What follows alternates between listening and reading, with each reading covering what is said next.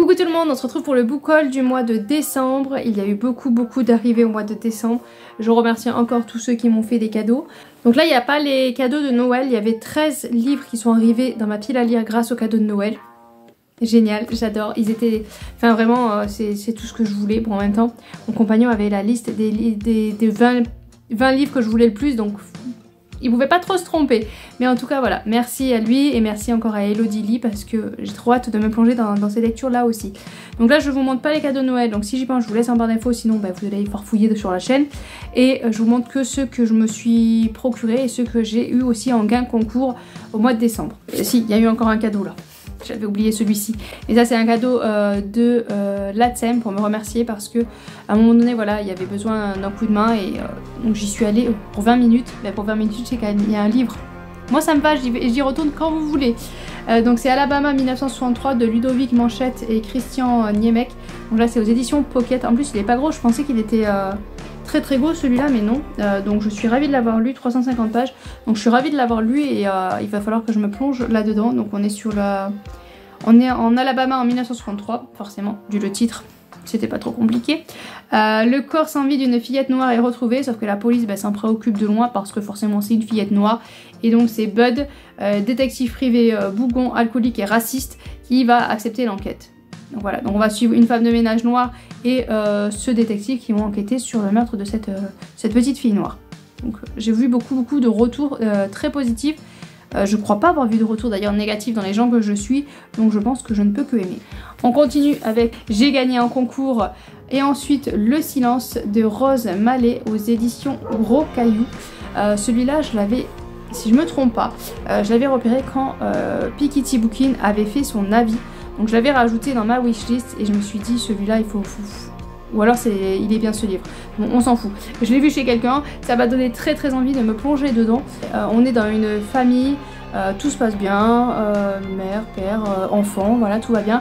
Sauf qu'un jour on lui demande de se confier à un journaliste et donc cette femme va aller se confier au journaliste et donc on va découvrir des secrets apparemment pas terribles et qui est le vrai coupable, qui est la victime. Voilà. Donc on a deux petites interrogations dans le résumé. Donc c'est vraiment le retour des gens qui m'avaient vraiment donné très envie de lire ce livre là, donc j'ai hâte de me plonger dedans.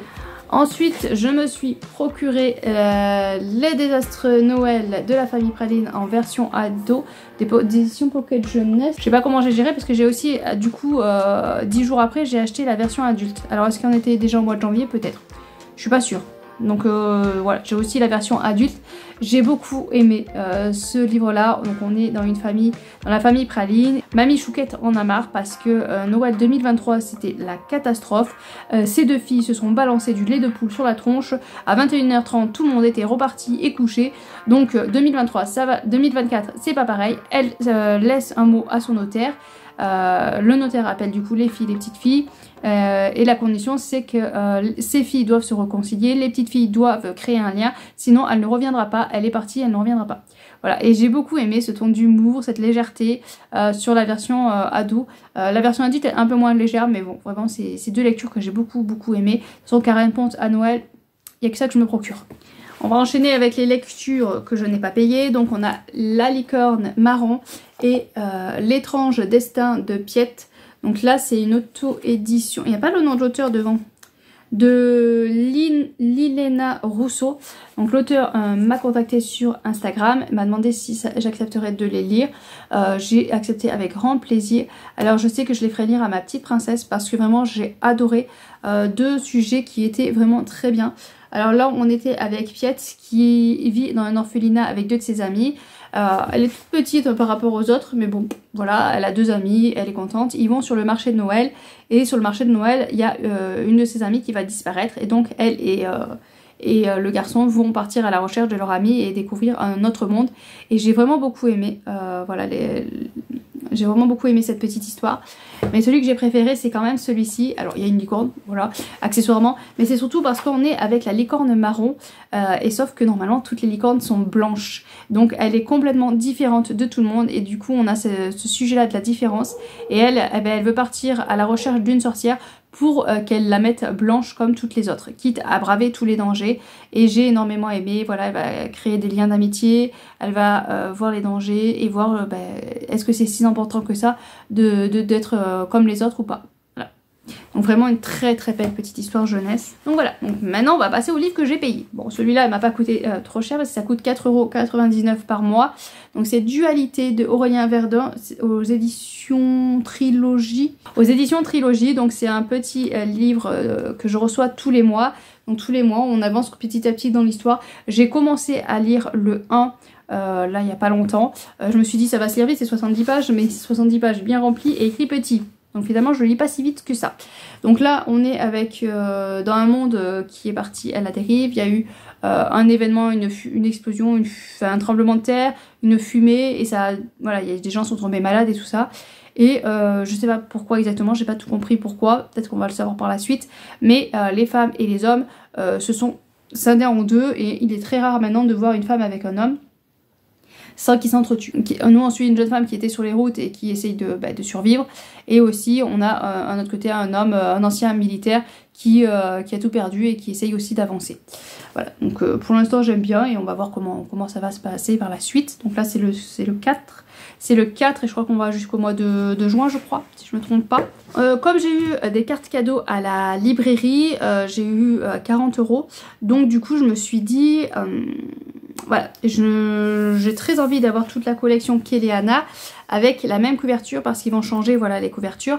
Et comme j'ai le tome 1 de cette couverture là, je voulais les avoir tous avec la même couverture que le tome 1. Donc je me suis dit je vais en profiter pour continuer à acheter la suite. Donc j'avais mis en commande le tome 2, 3, 4, 5 et un préquel.